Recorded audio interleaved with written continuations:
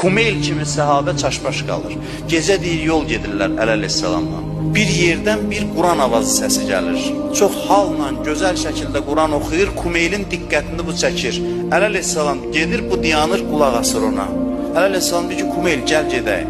Deyir ki, ağa görmürsən bu necə halla Quran oxuyur, Allahın kitabını oxuyur. Əleyhissalam etinasız şəkildə deyir, gəl gedək. Bir ürəyimə bir şübhə düşdü ki, Əleyhissalam niyə belə davrandı? Deyir, neçə vaxt keçdi, Nəhrivan döyüşündə deyir, ölülərin arasında gəzirdi, düşmən, xəvaric ölülərinin. Deyir, bir nəfəri göstərdi cənazəni mənə, deyir, Kumeyl bunu tanıyırsan, dedim, yox. Deyir, o gecə Quran oxumağına heyran qalmışdı, ne vaxt budur, həmin adamdır.